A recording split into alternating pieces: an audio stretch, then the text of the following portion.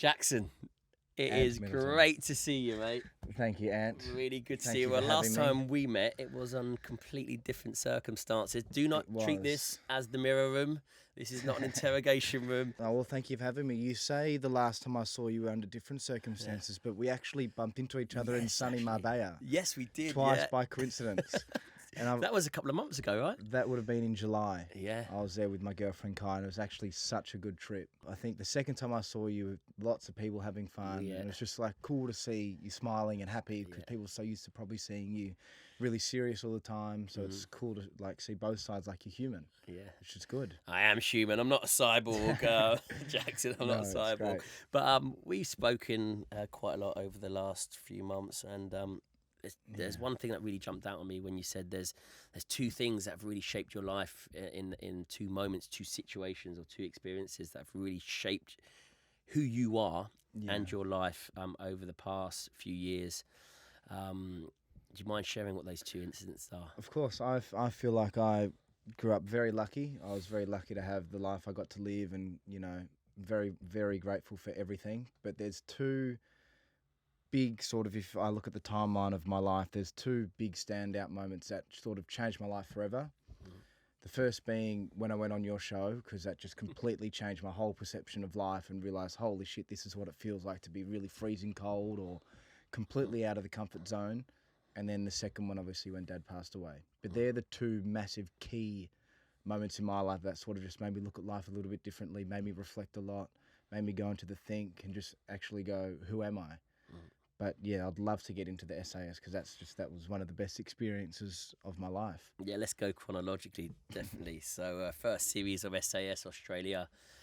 You were and still are the youngest ever recruit to go through that course.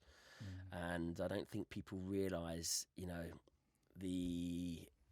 how hard it is being a young man or a young adult going through something so intense, so so hard, so stress induced. Were you prepared to come on SAS Australia? And if you were, how did you prepare for it? And when did you get the call? When did they go, right, Okay, Jackson, do you want to come on the show? So how it started or how it came to life was it would have been in 2019, September, October. It was around Dad's birthday, and I was caddying him for a golf tournament called the BMW PGA. Yes, so it was definitely 2019. And we were just in the car driving. We were talking about some funny stories. And Dad just got a call from his manager. And long story short, the manager pretty much said, does Jackson want to do this show called SAS? Dad's like, oh, what is it? He's like, well, just watch these YouTube clips and see what you think. So he hung up the phone, started watching YouTube. And I always said to Dad, I didn't want to ever do reality TV or a TV show. I sort of wanted to sort of stay out of the limelight. I didn't want to use sort of Dad's name or image just for my own personal. I just didn't want to ever do that.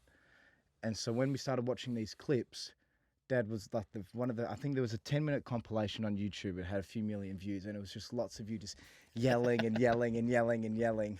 And me and Dad were watching. Dad's like, mate, I'm never going to let anyone yell at you. No one can yell at you. And then the next clip, we were like going into cold water. Dad's like, mate, you don't swim in cold water. You can't do this. And he was just pretty much, he just wanted to protect me because he knew it was going to be tough. Of course. And so he was like, no, mate, I'm not letting anyone yell at you. You don't like cold water. What are you going to eat? Because eating for me was a big thing. Up until then, I was a bit sort of fussy with food. He's like, well, you got to meet new people. You're going to be so out of the comfort zone. So the initials was no. But as soon as I was watching, I'm like, yes, because I know this is so out of my comfort zone. I've never sort of played professional sports. I've never done a training camp before a game or a fight. So physically, I've only really been in the gym. And then mentally, I hadn't really had to go through anything sort of traumatic. So I had not an easy life, but I was a bit privileged. Very comfortable lifestyle. And I had a very comfortable lifestyle. And then, Dad was like, well, just have a think about it. Watch a few episodes and see what you think. And I reckon it was the first episode I was watching. I reckon it was the second season, either the second or third season. You're in the snow somewhere. And one of the first episodes or second episodes, someone was climbing up and down a mountain, And one of the people that had finished or we were about to go were laughing to one another, and everyone thought, you thought this was funny, and I've just gone, I've gone, oh, this is super, super serious. But then after I sort of told Dad that I was super excited to do this, I really want to do it. It's not really a TV show to me because I'd be taking this 100% serious. I'd start January 1st because we were initially meant to do it in March. Mm-hmm. And then so January 1st, I'm like, all right, training, going to smash it in the next 3 months, just do everything, exercise, get mentally ready, physically ready. And then COVID happened. So when we flew to New Zealand, I think it was, and then we were in a week from out of lockdown, about to start the shoot, and they said, sorry, someone at the camp's got a cough or a sniff, and the show's cancelled. 2 days before that was. 2 days before. 2 days or we were meant to start. Yeah. But I think it wasn't that. It was just the whole lockdown thing. That's when everyone just the world. Back. Yeah, the world was just changing, and then I remember going back home, and I sort of wasn't sure if it was going to happen because everything was just Wimbledon was closing, everything was just like closing, and you'd sort of refresh your phone or wake up the next day and you go, I can't believe this has stopped. Everything had just shut down. Yeah. So I thought we weren't going to be doing the show again, and then I think it would have been maybe May, around mid-May or late May, that I got the call saying the show's being confirmed. Are you in? I'm like, of course I'm in. So I got back into the training because all the gyms in Melbourne had closed as well. So I was still going for runs around the park, but it just wasn't the same. And then, the 2 weeks of isolation in Sydney, I was sort of in there just like, are we really about to? I kept just watching all the seasons. I wonder what we're going to start with. I've got a feeling the first episode, Ant's going to jump out of a helicopter. And I just had all these thoughts. And then as soon as we got the bag on our head, leaving the place we were having breakfast before the first episode, and then you're in this car for about an hour, 2 hours, or however long it was, you get out and you're just in this open lake or beach, I think it was. And then it was freezing. It had to have been 4 or 5 degrees. All of us are not obviously dressed for wet weather. And then we sort of just turn around and we just hear this helicopter coming in, and then you jump out and swim to the shore. And I just remember thinking, I've seen this. I know exactly what we're about to do. We're about to jump out of the helicopter and just swim. And I was sort of lucky that I'd watched all the seasons, all of the shows. So going into it, I sort of was not physically prepared because I wouldn't have known what it was like to be that cold and then have to swim with a backpack and all that stuff. But mentally, I was like, okay, I've seen them do this. This is what we're about to do. So at least I could mentally prepare for it. When did you realise that this is not a game? This is real. As soon as I saw you, as soon as I heard the helicopter, I knew it was real because one, I'm freezing cold. One, I'm like already freezing cold before going in the water. And I was sort of, before the show, I had 3 of my biggest fears, which was cold water, food, and socialising. And I say cold water because I just didn't like being cold. I don't think anyone actually likes being cold until they start actually doing it and how good they feel after. But I knew it was real as soon as I stepped foot on that beach and was just cold. Because I'm like, well, hang on. If I feel this cold now, what am I going to feel like when I'm in the water? Because I know we're about to go for a swim. And maybe it was not bad that I'd watched all the show because I knew what was coming because I'm overthinking it a little bit. Yeah. But just doing everything that I was watching in the previous seasons, I was sort of like, it was really surreal for me to actually experience because when you're watching something through a TV, like we were talking about before, lots of the people they ask, is it as hard as it looks? I'm like, I wish you could experience what we're experiencing because it has got to be one of the hardest things in the world to be doing what, these guys do.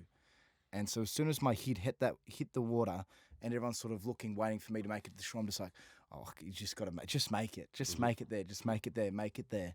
And so when we made it, and then we had to army crawl in our clothes and get changed. And sort of when you're like naked in front of everyone, and it's sort of, you just feel really open and exposed. Vulnerable, don't you? Vulnerable. Yeah.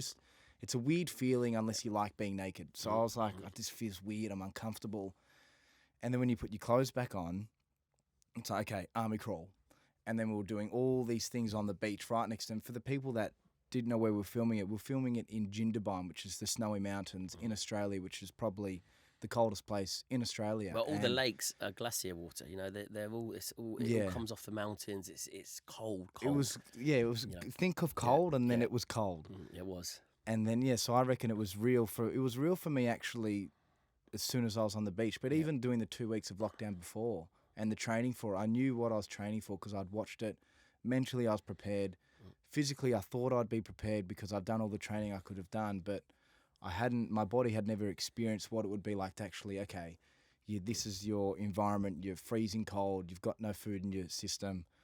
You got to run 30, 40 Ks with your backpack, and then you got to carry someone, and then you got to go back in the. It was just constant repetition. But I would never have not done that. I was so happy for that experience, and yeah, like I said to you before, changed my life completely, because I was always taught, don't take anything for granted, appreciate everything.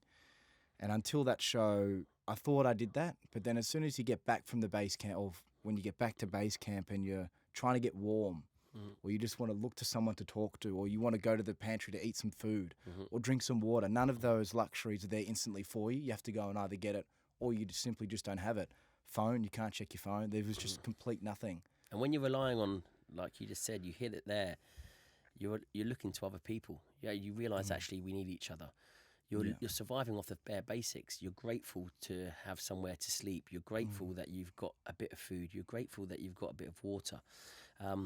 Especially yourself. You talk about looking around for the first time, looking for people. That's not you, right? You're not sociable like that. So you'd rather do it by yourself. You don't look to people. You just you said before that you were very much introverted like that. That you'd be sort of rely on yourself. Food as well.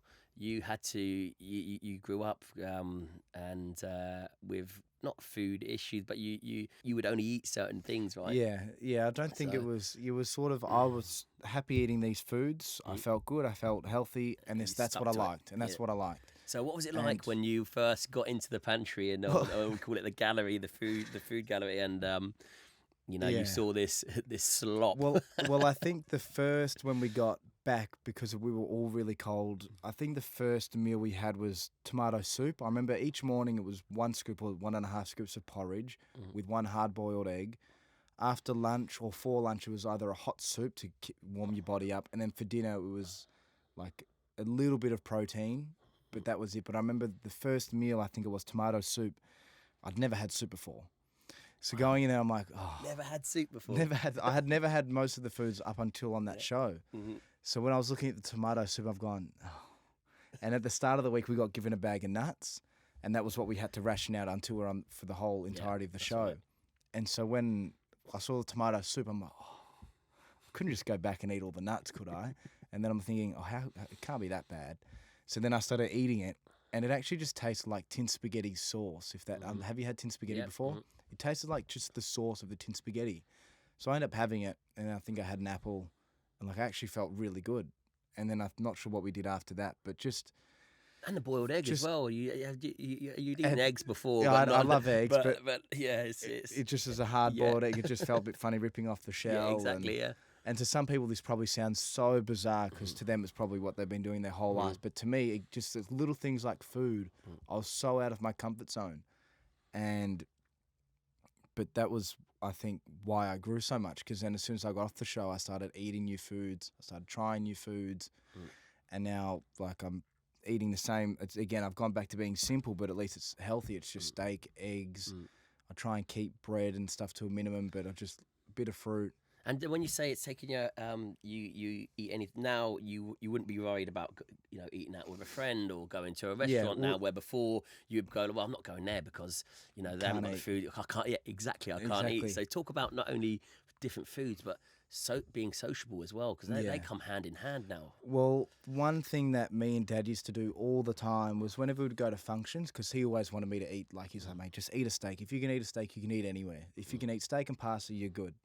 And I'd never had steak up until about 18 months ago.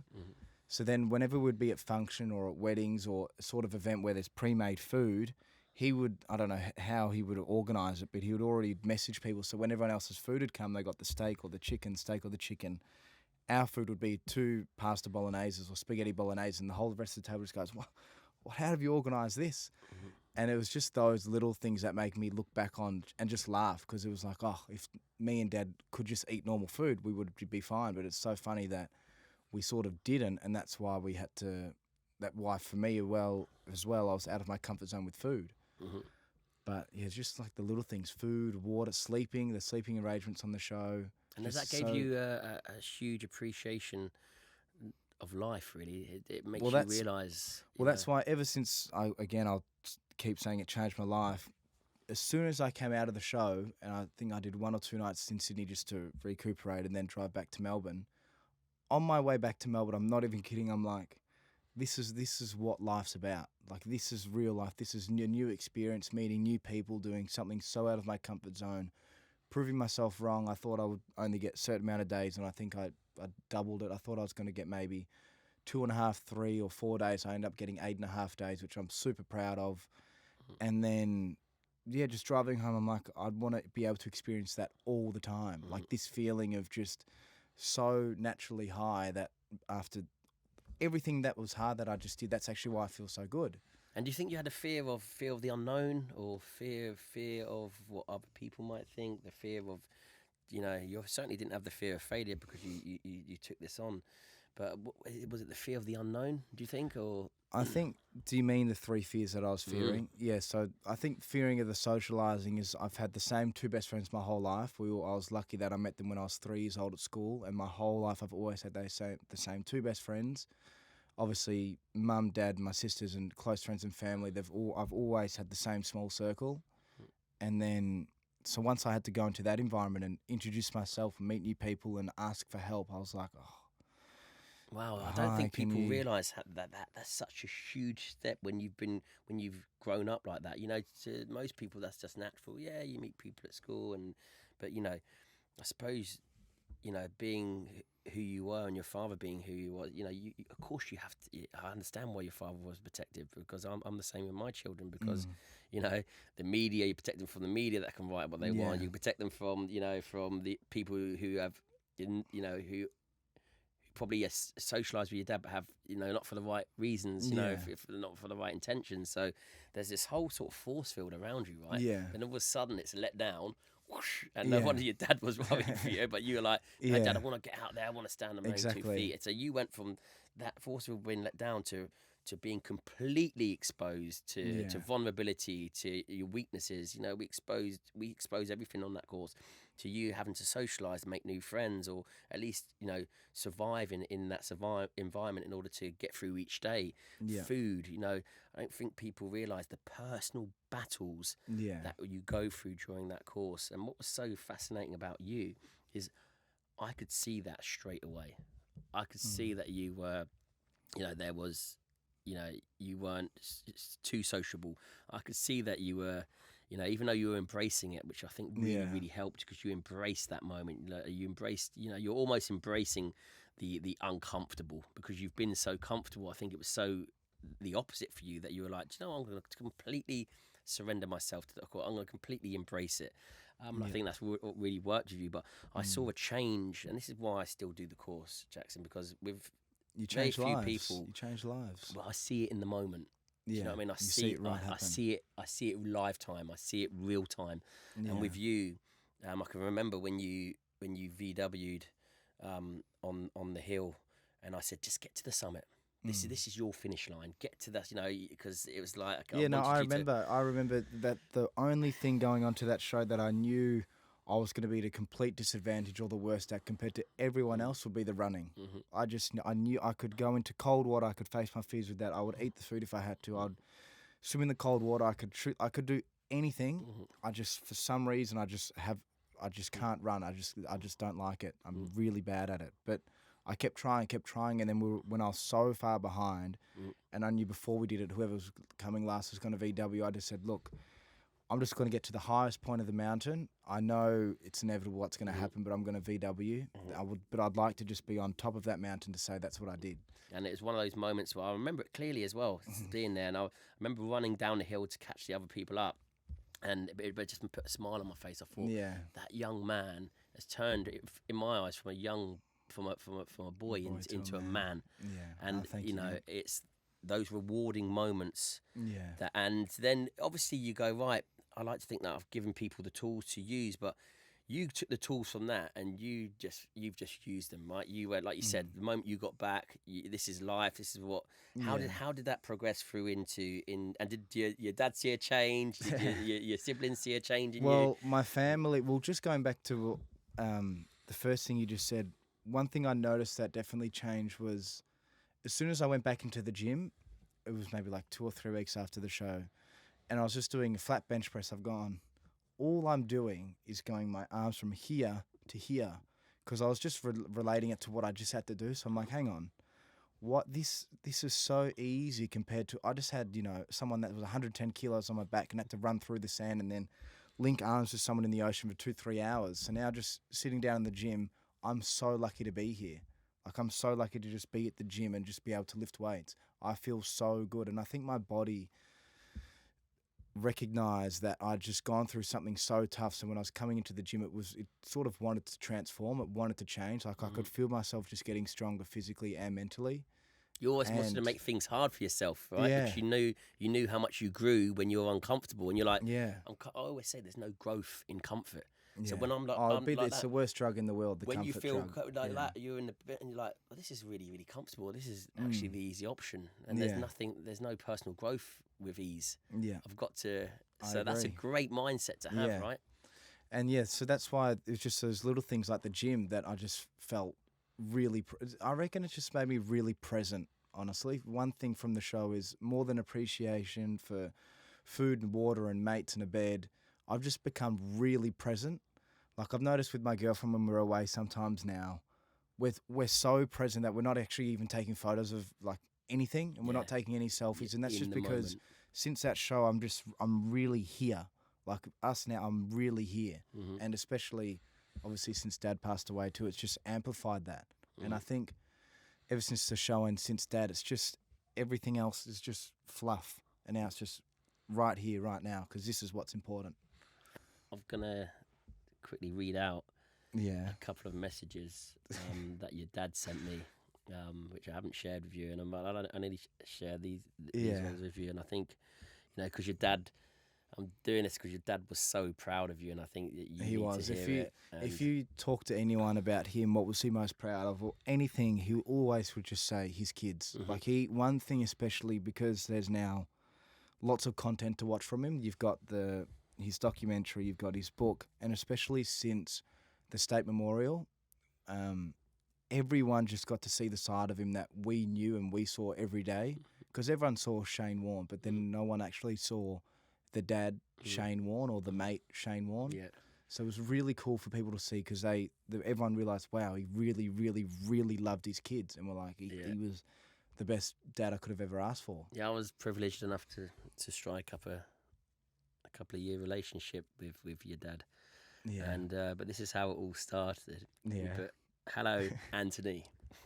He said Anthony. Yeah.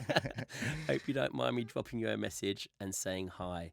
But loving SAS Australia and what you and your team have done for my son Jackson. He absolutely loved it. Very, very proud of him for having a crack at the show. Cheers, and sorry to take up your time, Shane. And I put, hey, Shane. That's You can awesome. reach out anytime, no worries. Out of all the recruits, your son developed and grew the most, literally in front of my eyes. It was it's the very reward that keeps me doing what I do. Hopefully, we've given him some tools to use to help him realise his potential. And if you should work with them, it could be off the scale. We have been commissioned a second series, so when I'm over next time, we should all catch up over some good food and a couple of beers. Regards to the family, stay positive and enjoy the rest of your show. But that's fantastic, mate. And thank you, reference Jackson. Yeah. I am indeed so proud of him for having a crack and putting himself in that position to be judged and out of his comfort zone. Too hard for me, mate. Ha, ha, ha, ha, ha. And yet they've already asked me, but you're too brutal. Yeah, no, that's awesome. And then Thank you for reading that. I went back to putting, wise decision, mate. We'll stick to good food and beers for our meat. Yeah. And not me screaming in your face and taking revenge Yeah. for all the years of the heartache you've caused our cricket team. Tell Jackson that tell Jackson I'm super proud of him and we'll be watching his progress closely, which I have been doing. He can't get rid of me that easily, especially because we're now back next year with a new show. If you need anything my side, give me a shout. And we carried on. No, that's awesome. Thank you for reading that. No, listen, mate. I can still sort of sorry to cut you off. One thing that people say when they lose a loved one or they've lost a friend, the first thing to go is the sound or their voice that they make when they speak. As soon as you read out those messages, I can just hear, I can hear exactly in his voice and his tone and how he would have been using his mannerisms when he talks or typing his phone where he would have been typing it exactly when you're reading out that message. So yeah, thank you for reading out that message. It was nice. Mate, that was the start of months. He spoke about you a lot. He spoke about you a lot. We had a great connection, mate. And I think, one, I understand where he was coming from. Two, he's quite like me. He's not a loner, but he's a lone wolf. It's like me. I've got lots of friends and but I like to do things by myself. I like to, make sure that I'm around the right people with the right place. If I'm gonna, if I'm gonna really let my hair down and be myself. And we had a great connection. He used to send me things during the lockdowns, so the second and third series when I was in lockdown and quarantine here because it's during COVID. He just sent me, his gin and sent me like, loads of bits and bobs. That. And yeah, he was, and also I used him as a because it would be lonely sometimes, and I'd reach out to him, and I knew that he was reaching out as well because we were very similar, and that it was a great connection to have, but that connection I see with you as well. Your dad's traits that I have to sort of sometimes take a little step back, because it's there's something special in you that your dad had, that you have, that you possess, and it's that will make you the person that you are today. So thank you. Privileged to know your dad, and you talk about the how proud he was. So like you said, that was a moment that really, really changed your life, and then the obvious one is the passing of your father. I remember. And do you remember where you were when you got the news? Definitely. Yeah. I don't think I'll ever be able to probably forget where I was or what I was doing, because all you get is a phone call, and then when you hang up the phone call, your life that you've been living your entire life, everything you ever knew sort of was like this, just gets whoosh, just completely flips upside down, because you're like, well, hang on, who am I going to ask for advice now? Or hang on, you tell me I can never see him ever again. Or hang on. Your mind does 100 million thoughts an hour, and you're like, hey, what? Like you're just in complete shock. That after you have all these thoughts and you let the tears out, that you just sort of sit in silence. Like I was with my girlfriend, my sister Brooke, and her partner, and then my mum, and we just got a call, hung up the phone, and we just sat in silence for hours. And then our grandparents came over, and then a few other friends and family came over. But I can still very vividly remember, seeing my phone and who was calling. I'm like, oh, hang on. He's with my dad. Very weird that he would be calling me and not my dad. So I'll answer it, and then, it's, oh, shit, it's real. And then you sort of just go into like a complete shock. Like you sort of don't want to accept it. Like I'm still convinced, and it might sound crazy, but I'm convinced that I'm confident I'll at least have one conversation with my dad again. Like I know, whether it be in a dream or somewhere, I'm convinced in that I'll be at least talking to him one more time, because there's no way I won't be able to talk to him about, poker or St Kilda Football Club or any of our hobbies that we used to do all the time. There's no way I won't be able to talk to him about it.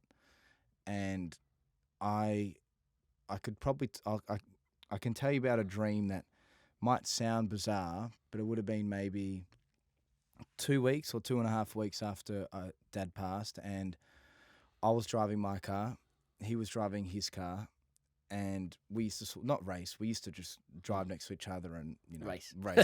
We used to race a little bit, but he was always the better driver in the better car, so he'd always beat me all the time.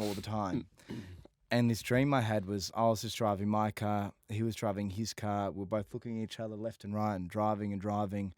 And then all of a sudden our cars sort of merged, and I was in the driver's seat of his car, and then I looked to my left. You're conscious. You're in the driver's seat. You got to be there for your sisters. You got to be there for your family now.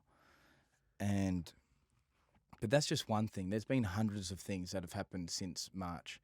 I just know is here. Experience rather than a dream, because I get lucid dreaming is almost you're going into a separate realm. Going, I'm getting really spiritual here, and but I'm a strong believer in it as well. So when you say that to me, I'm like, yeah, that conversation is going to happen, and probably more than one. Yeah. But it's so real that like you said, it sounds, but it's not a dream. It's like and it that felt message, real. Yeah, it felt real. It felt super real. Yeah. And for you to process that message, for you to say, wow, it feels like my dad has said, look, listen, you're in charge now, son. Listen, here's the steering wheel. Listen, I've taken you, I've taken you this far. Now it's time to. That's definitely what I feel, and it gives me, that's what helps me walk around with my chest up and my head held high, because I know Dad would be proud of me. I know everything I'm doing, I'm supposed to be doing, and I know in the last 18 months that he would be proud of me, and I would just love for him. And I know he sees how hard me, Brooke, everyone, friends and family are all working together as a unit, because I know in some families when something like this happens, they sort of just lose contact. Fragmentation, yeah, they just, I don't know, it just doesn't feel the same. But we're quite lucky that we've all, stayed really close. And it brought you closer together? Or do you think that's possible, or you're already super close anyway? I think we're already quite close already, but I think it's brought together me and my sisters and mum closer, because not that we're scared, but I genuinely thought Dad was Superman. Like, I thought he could survive anything. I saw him go through the most outrageous stuff all the time. And it wasn't he would be going through battles once a month or once a year. He was going through battles every single day and coming out the other end so much stronger. And so when that happened to him, I'm like, well, hang on. That could happen to Mum. That could happen to anyone. Because over the last 2-3 years, lots of people, I'm not the only person that lost their dad. Lots of people have lost loved ones. And so I sort of look at it like I need to be just so present, because I know it's a bad thought, but it could happen to anyone. And I don't want that to happen to anyone. So while I'm in this moment, I'm here. Like, for example, a few nights ago, it was me, my sisters and Mum were all just having dinner at my house. And like, there was just no phones. And we were all just so in that moment, because we were just there. It's just made us really present. But it's been really nice over the last 18 months just hearing stories, because everyone's got a Shane Warne story. And everyone has a Shane Warne story. And what was really cool was I knew he was very successful and well known. And I knew he broke out of just being a cricket player. Like, there's a few people in each sport that sort of just transcend their sport, like Michael Jordan with golf, Michael Jordan with basketball, Tiger Woods with golf, Tom Brady, NFL, Dad with cricket. And absolutely. Do you know what? You've hit the nail on the head there, yeah. And I was playing poker in Gold Coast, this Shane Warne tournament. I was doing the shuffle up and deal. And I was sitting on a table, and this guy was from Canada. And the guy from Canada was like, oh, yeah, I was friends with your dad. I'd met him a few times. Warne was a great man. And I'm thinking, hang on, he's from Canada. How does he know? And he's like, yeah, well, everyone knew Shane Warne in Canada. We don't know what cricket is because we don't know how to play it. It's a bit like baseball, but we know who your dad is. Of course, he was a legend. I've gone, that's just so cool. And there's been a few times where, I won't say who, but we've been with other pretty successful and well-known people. And we're not in a country where they play sport, and they walk straight past these people and go straight to Dad. And Dad was like, what the hell? Did you know who's right in front of me? And they just wanted to go straight to Dad. And they weren't even Australian. And it was like, that's just so cool that someone was able to spin a leather ball and be himself 24/7. That has impacted all around the world. And he got recognised for it. Especially the people that he met, because your dad left. Talk about positivity. Talk about positive energy. That's people that talk about him like that. That's because they've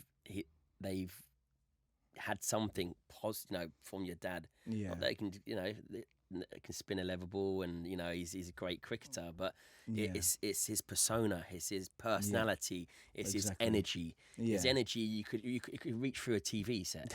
Honestly, you just it's just like it's just a ball of energy that man was, right? And he used to say this all the time in interviews and everywhere he'd ever go. He never tried to be someone he wasn't. He was always just himself, in that way. He never had to try and play catch up, or what did I say over here? He was just 100% genuine himself all the time. And that's why I think everyone has a Shane Warne story because they left him. Dad made them feel a certain way. Yes. And when you can make them feel a certain way, 99% it was positive. They were like, oh, I can't believe he was such a good guy. I can't believe he was so positive. Oh, he was so genuine. Well, even through those messages, we messaged him. You could just, I know because I'm connected as well. I'm energetic. I'm all about positivity and, using those negative experience to flip them into a positive, which you've done as well, which we get onto. But, you can just feel it through a message. You can feel it. You don't. It's almost, which is super rare because normally you need to be there. But your dad was one of them people that. To have a positive effect on you, he could reach you through a screen, he could reach you through a phone, he could reach you through a couple of words, and that's the uniqueness which I think really set him on that sort of that elite stage of being part of that 1% as a person. Yes, a phenomenal cricketer as well. Great positive person. Yeah, well, I never saw him say no to a photo. There was a handful of times where there'd be someone that was really drunk and they were being rude and we would sort of walk away. But he was, to this day, the busiest person I've ever known. Like, I would walk down before school, it'd be, 8 o'clock, and he would already have his PA and manager all at his house writing notes, what have we got to do this week? And he was so organised and prepared and a professional that I reckon it would have been, since I can remember, maybe 2007 or 2008, ever since he retired, he just got busier. And so he, every year, would probably be done around March or April. He had already the next year planned out. So by March, April, let's say we're in 2010, he had already organised and completed 2011, like the plans for 2011. That's how just organised and planned he wanted to be. And so he was just so always working that he would never still say no to someone for a photo. He'd still say no to someone for, a signature. That speaks volumes. Someone that had a cricket ball. Like this one time we were in Gold Coast, in the middle of it, we had a 10-minute break usually in our poker tournaments. We were in a poker tournament in Gold Coast and we were on our 10-minute break. He was having a smoke. And then as we're rushing back to go back to the room to start playing, there was about 1 minute to go. This little kid and his dad, the kid stopped him with a cricket ball. He was like, oh, Shane, can you please sign my cricket ball? He goes, of course, signed it. And then Dad's like, actually, do you want me to teach you a few things? Because he's like, I'm a leg spinner. I'm 7 or 8 years old. I really want to learn leg spin. He's like, of course. And I've got a video of it, but Dad was in this hallway or outside, Dad was just bowling to him for 5-10 minutes, maybe more, of just, okay, this is a leg spin. This is where you want to put your hands. This is a wrong and you want to do your fingers like this. He was just giving him all these techniques to this 7 or 8 year old who has messages me a few times saying, I'll never forget that day. Thank you for your dad for those amazing memories. But that just shows he was in no rush to get to wherever he got to. He was so present and wanted to be with the person he was connecting with. And I think that's where I've gotten that superpower from him, because I just learnt that and was observing him my whole life, that now that when that happens to me, I can also hope to do the same. I just hope I can be really present. I hope I can be there. That is the 100% agree. That's the that's something special that I believe that he has passed on to you, because I see this. I see the same thing. When I spoke to you before, you said that people have been asking you for interviews, and it's still what you said. I'm not going to do anything for the 2 years. Why now? Well, it's almost like when you asked me to do this, there's something just clicked, because I've been asked ever since March. I've been 60 minutes or podcasts or interviews, and I just thought everything that I know they're going to ask me and I'm going to want to talk about is still really raw, and it still could make me quite emotional if I'm talking about it. But then as soon as you messaged me, I was like, well, hang on. Why am I avoiding all of this? Why am I not wanting to talk about it? Why is it still raw? Why am I saying no? And then I've gone, well, hang on. Maybe that's actually me avoiding, not the truth, but maybe that's me avoiding something I don't feel comfortable talking about. So then again, I'm like, well, hang on. Could this be a chance for me to get out of my comfort zone and actually learn and help people? Because one thing I've tried to do ever since Dad passed is help people. Like, I know through my Instagram and just TikTok that if people see me doing something that is hard or tough, especially after losing Dad, they might try it. Like, for example, this year I'm doing no drinking, and I'm 10 months in. I've got 2 months to go, but I just wanted to show people that when you go through something traumatic, instead of going to the left, which is drugs and alcohol, you actually just go to the right, which is no alcohol, no drugs, and just health and fitness. Because I feel like that's just a Band-Aid. And so when they see a 24-year-old do a whole year with no drinking or drugs, and they're going through this transition of their life where everything's just changed and coming out the other end better, they go, well, hang on, I might learn from that. And Yeah, so I think going back super important. going back to why you said why now, I've gone, well, hang on, let's talk about it, because, you know, it could be helping people. Someone else just might have lost their dad or lost their mum, you know, a few weeks ago, or maybe even today, and they go, well, how do I cope? And I hope if they listen to this or read this or see me and see how I'm going, they go, well, if Jackson can do it, I can do it. Because I'm a big believer, if that person can do it, I can do it. Yeah. In anything. It's interesting because you mentioned there the going one side, which is the drugs and alcohol, and going the other side, which is, you know, being healthy. And what you've got there is you've got two highs, right? Yeah. The drugs and alcohol is a synthetic high. It comes and goes. It's very up and down. It's not real. It's not you real. know, it's not real. You don't get anything out of it. It's detrimental to your health. It's detrimental to who you are. And all you're doing is like you said, a Band-Aid. All you're doing is masking something. You're you know, clouding something in order to not really see it, so you can ignore it. Yeah. Super detrimental. But then you know, then you've got this high, this natural high of working out. You know, when you work out, your endorphins are flowing. You feel healthy. You start to see a lot clearer. You start to think a lot clearer.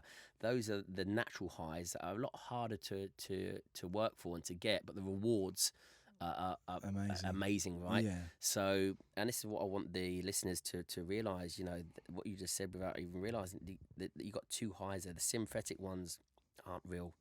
You know, they're the easy option. Like I said, 1 minute you're there, next minute you're crashing down to reality. 1 minute you're up. You're so inconsistent with who you are and how you think and your emotions that it's going to have nothing but a detrimental effect. Then you've got this healthy lifestyle, you know, of being able to flip these negative situations, or not flip them completely into a positive, but being able to acknowledge and realizing that the situation is negative, going in there and grabbing a little glimmer of positivity, and growing that, right, putting that into your headspace, which I think you've got a superpower for, which I do as well. I always believe that there's a positive in every negative situation, and I take it back to when I lost my father at the age of 5. I can remember, you know, I can remember going into a bush in the garden after I lost him after a couple of weeks, and sitting down, and I just burst out in tears, and you know, but then I started asking why are you crying? And well, crying because I've lost my dad. I'm upset, right? I can acknowledge that, and I can just remember, right, you know, not trying to control the situation. I'm like, well, I've just got to go along with it. And when I look at the death of my father, when I look back at it, and the positive that I extract from it is, one, that he made me self-reflect from such a young age. So I believe that I've got the mindset that I've got because I started breaking down my emotions super young. I started trying to understand, you know, it's a survival mechanism at the time. I didn't really understand it, but looking back at it, I think, wow, that man's given me the mindset that I have today. And you know, talk about a positive, right? And you seem to have done the same, but in a different scenario. That makes sense? Well, exactly what you just said, I can completely relate to, because again, I wouldn't be the man I am today if Dad was still alive. I wouldn't have the ability to self-reflect as much as I did if Dad was still alive. So with that happening, it's just changed me as a man, because even what you just said with the reflection is, I find myself when I'm driving in the car, I'll just be having, like this conversation we've had, I've probably had 1,000 times in my head before, but just never said out loud, because it's sort of reflecting, it's mentally preparing, it's having that conversation with yourself, it's looking at externals and figuring out, well, hang on, can I control that? No, okay, well, don't make me upset about it. And there's sort of just lots of things that Dad said his entire life that I would sort of just go, okay.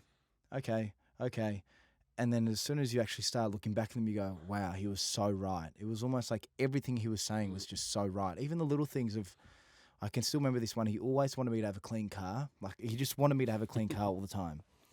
And because he used to hop into my car and there'd be protein shakes and stuff in the car, or Macca's chips in the seats.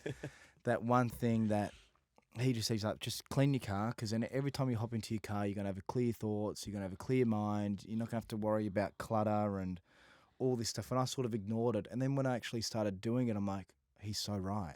And that I could say that for 100 things he's done. Mm. And it's just exactly what you said, just made me reflect more. Mm. And I think so many people nowadays are so busy with their own work and their own life, especially with TikTok and Insta with their phones. They've just got no time to actually reflect. But when you reflect, that is so important. You have to reflect. But how hard was that? Because you lose your father. The negative side of it, I can imagine you were hounded. Talk about privacy.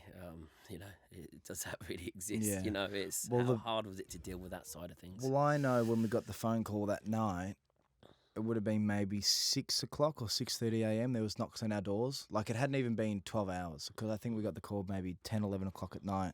And then, 6 a.m. And where we were living at the time is like a really small suburb on the Mornington Peninsula. It's like an hour out of Melbourne. And 6:30 a.m. there was like 10 journos and reporters and big cameras and like complete no respect for privacy. But I think privacy has just gone completely out of the window nowadays. No one cares about your privacy. Everything's public. And there's certain things that have happened in the last 18 months that I wish could have been private, but they're just not. Everyone's got an opinion about something. Everything has to be made public. But I remember that sort of month of March last year. It was just really intense. Like, there was something happening every single day. So I actually didn't have time to sort of be sad, or I didn't have time to go through the mourning process of acknowledgement. Acceptance. I actually didn't have time to do any of that because by the time we got a phone call, because he was in Thailand where it happened, we had to get organised people for, okay, well, how's he going to get home? Okay, well, what plane is he going to be on? Well, hang on, who's going to be on the plane? And then, well, hang on. And there was just so much that had happened in that month that it just went like that, because it would have been maybe 10 days or 2 weeks after Dad passed, we had the funeral, and there would have been maybe a week or 2 weeks after that we had the state funeral. But everything in between that was organising the funeral, who's coming, organising the state funeral, what videos do you want? There was something happening every single day that it didn't actually really give me time to mourn and reflect. And that's why I think after the state memorial, it sort of was like not a high I was on, but I was just up here, and then the state memorial happened, in front of 50,000 people, something that was should have been something private but was public, which was, the funeral speech. And then that massive crash the next morning, it was sort of, is that real? Like, did we actually just do that? Is Dad really not coming through the door? Did we just have to, like, what did we just do? There was lots of things that you look back on, you go, wow, like, you just can't imagine me ever doing that. Like, if you had asked me one day before Dad passed, would I ever see myself being at the MCG having to talk about a funeral, or would I have to carry, Dad on my shoulder? There's all these things you'd never even think of, but now you have to start thinking about them. And so I think it's just really matured me really quickly, and it's made me be really in control of my emotions. Like, I'm not a big crier at all, and I think on your show, for that whole time I was on it, didn't cry, was never sad, had my poker face, and then as soon as I VW'd, it was almost like I just could let out all my emotions.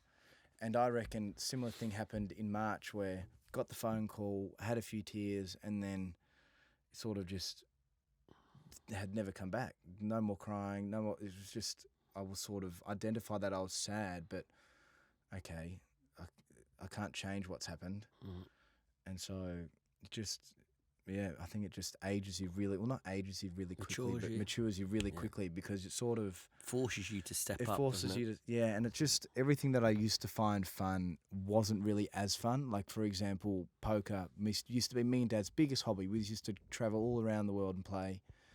And then I sort of sit down on the poker table, I look left and right, and I'd go, where is he? I'm still waiting for him to walk through the door. Because he was always away for work, he would usually just surprise us. So he would always be, I'm coming home on the 20th, but would come home on like the 12th or something. And would just surprise, we'd get a ring and we'd go, oh, who's that? And it would be Dad. So we're still sort of like, oh, is he coming? But he's not. But yeah. And how do you deal with that void in your life? Because that's the only way I can explain it. Having lost my father as well at a young age, and it leaves a void in your life, doesn't it? It leaves a big black hole in your life. How do you deal with that? how I've been dealing with the void is I'm just doing exactly what I know I should be doing and what Dad would be proud of. Like I was saying earlier in the podcast, everything else that was just fluff has just gone, and all I want to do now is my work. All I want to do is, I'll tell you after, I can't tell you what the work is, but I'll tell you, like, I just want to build this certain thing because I know that's exactly what Dad would want me to do.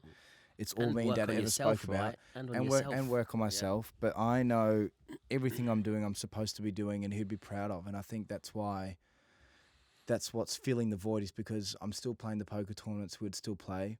I'm still driving how we'd race each other. I'm still going to the gym. I'm still trying new things, meeting new people. I'm still doing all these things that I know he would be doing. And I know he'd want you to do. And he'd want me to do. Yeah. And I know he's not here in physical form, but I know he's here. Like, for example, when we landed, I got an Uber here. The Uber was 23 minutes long. His number was 23. But just all those little things, the 23-minute Uber. And that happens all the time. Wow. So I'll check today to come to this podcast? Today in the Uber, I asked Uber, how long does it say? It's a 23-minute drive. I'm like, it could have been any number. And it was a 23-minute drive. Wow. And then I checked my phone when we got here, or when we landed. I think it was 12:23. And this is just always, I know he's here. I know he'd be in the room listening. There's no way he would have missed out on this. Yeah. There's no way he would have missed out on this. So that's just what makes me happy, puts a smile on my face, because I know there's a void that will probably never be filled, but I know I can slowly fill it with doing things with positivity, with doing things I know he'd be proud of. And making him proud. That's what I said. You know what? You've answered. And we haven't spoken about this before, about death, about filling a void, and that's exactly how I process it. I say to people, there's going to be a void in your life. You know, be under no illusions. There's going to be a big void in your life.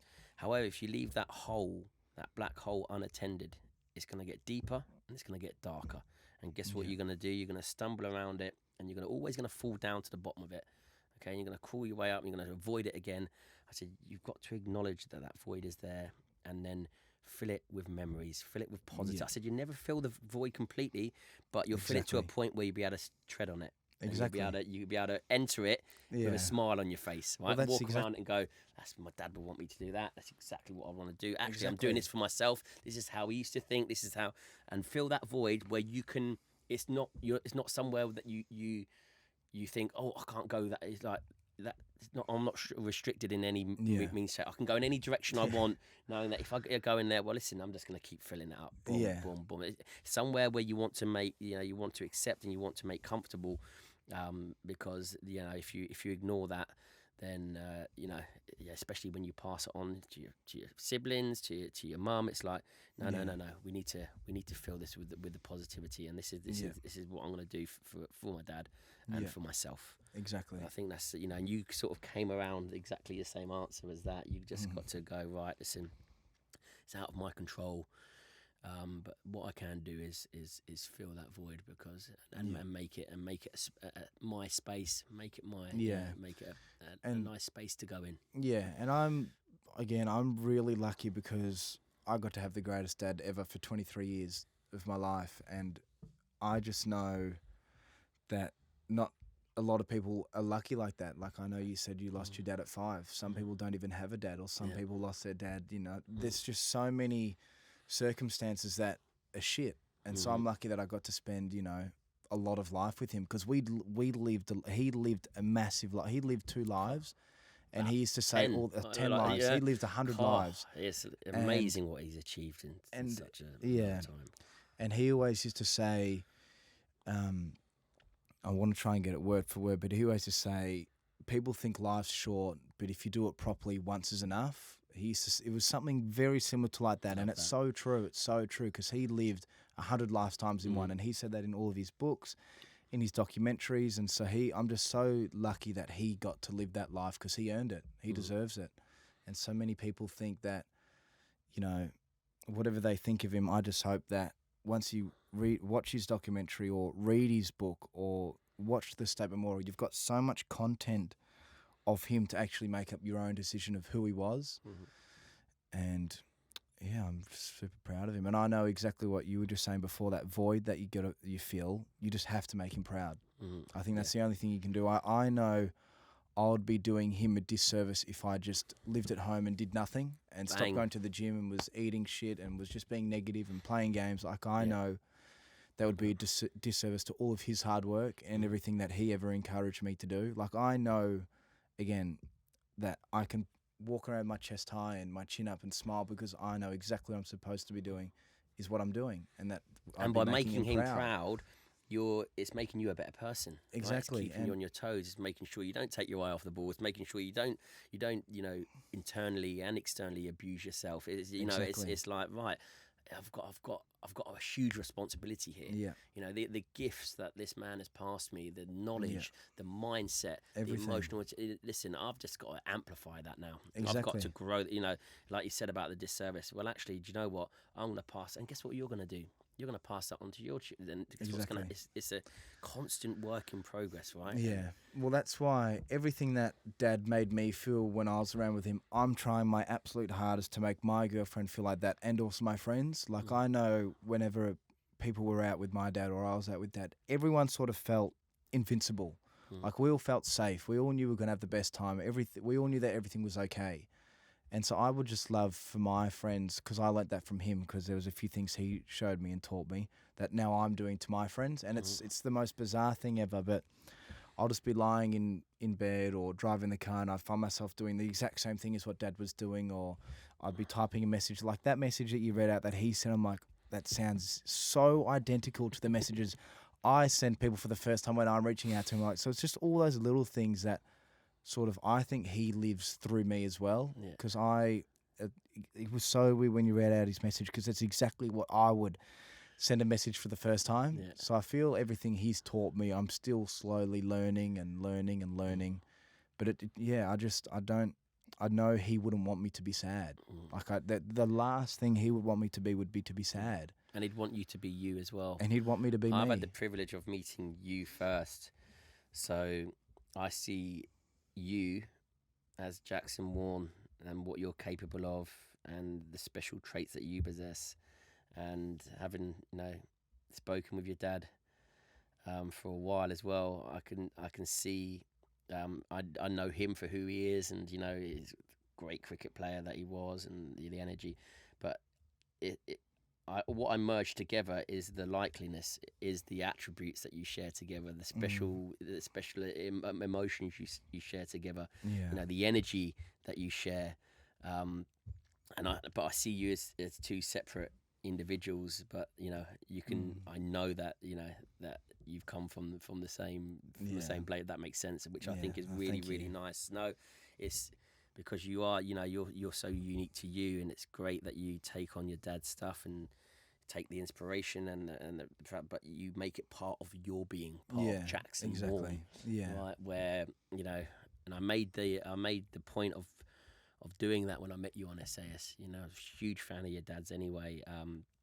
And cricket in the UK is huge, as you know. Like you said, he's known all over the world. Yeah. But I made a point of going. I know what it must be. Let me. And you're so similar but so different, if that makes sense as well. It's in a nice way, but you share all the super positive traits. Well, going back to what you just mentioned on the show, that was one thing I loved about the show, was because my whole life I was always Shane Warne's son, and that they automatically sort of, people just talk to you a bit differently, or they act a little bit differently. But going onto your show, I was just a number. And like, I truly saw myself as just a number. I didn't want any special treatment. I didn't want anyone to act differently towards me. I want them just to treat me as a number, like this is the real thing. Like the process. Like it's all how it's supposed to be. And that's what it was. I got so much out of that experience. And I know Dad was so happy with me by going on that show. And if you could merge... Thank you for having me. You don't have to thank me. You put the hard work in. If you could emerge the two experiences together, what do we get? I think you get someone that has nice manners. Dad always taught me, and Mum as well, manners are free. Treat people how you want to be treated. Be respectful, be kind, be generous, be present. Honest, self-sustainability. Positive. Do you think you feel like you can stand on your own 2 feet? That you've got a good foundation now to. Well, one really... thing that's actually really good that you bring that up. My whole life, I was always, if I knew something was going wrong, I knew I could just call Dad. I knew, and he would be able to fix it. Like, I knew if I needed a lift somewhere, he could pick me up. If I knew I was stuck at LA airport, he would know where to go. I knew if I was in England and I couldn't get in somewhere, he'd know who to call. Like, he always would be able to make everything okay. And then I started noticing little things that when they happened, I couldn't call Dad. So I was like, oh shit, what do I do? So I had to figure it out for myself. And there's been lots of those things over the last 18 months. So that's why I think when you say, could I stand my own 2 feet? I think I could. And I think I've had to the last 18 months. I know I've been surrounded by close friends and family, but there's still things you have to do alone. Of course it is. And so I think that's... And there's still personal battles that you're going through, you know, that's so unique. That's why I mentioned the unique individual, you know. We're all so unique. We all have these unique personal battles that, you know, you could never, you'd never want to put on to, you know, your brothers or sisters. You never want to put on to your mum. It's like those personal battles are the hardest ones, right? Because they're the ones that are bouncing around in your head. You got any personal battles or demons that you're dealing with right now that are stopping you from moving forward, or do you think that you're in a good place? I think I'm in a really good place because I know how me and Dad ended was on the bestest of friends, with no questions unanswered, with no animosity. Like, we never had a fight, we never argued, we were best mates our whole lives. So I know there's nothing that of course there's 100 things I wish I could speak to him and ask him about, but I know there's nothing that I want to know. I know there's nothing that I wish he had told me. Like, he told me that he was proud of me and that he loved me every single day. And like, the last phone call I had with him was him saying, I'm so proud of you, I love you so much. And I could go on for all the things that he said, but I can sleep at night. I'm lucky to wake up and be able to be around my friends and family. I'm lucky to be able to go to the gym. I'm lucky I've got no injuries. I'm grateful to be able to have this conversation with you. But in terms of demons, I don't think I do. I think there's no one that you could put in this room that I couldn't talk to. I don't hate anyone. I don't I truly don't have any animosity or anger towards anyone. I'm not an angry person. I think just no demons for me. Well, mate, you're a phenomenal person. Yeah. I'm proud of you, and I love you as a mate, you, and mate. I'm privileged to have you as a friend, mate. And thank you. listen, thanks for coming on. This will certainly inspire a lot of people, especially your age. You know, I'm sort of flabbergasted. I'm over, you know, that you're so mature for your age. I wish I was as mature as you when I was your age, but unfortunately, I got into a lot of trouble from being immature. But mate, I was privileged enough to see that transition in yourself. Super proud that I was part of that moment of being a changing part of your life. And thank you, man. Your dad's given you everything that you need, like you said, to make him proud, to push on, to give back, to inspire. And you're certainly doing that, mate. So it's a privilege to know you, a privilege to call you a friend. And thanks for coming on the podcast. Thank you, Ant. Thank you for having me. Thank you, buddy. Thank you for all the kind words. Listen, very appreciated. Love you loads, mate.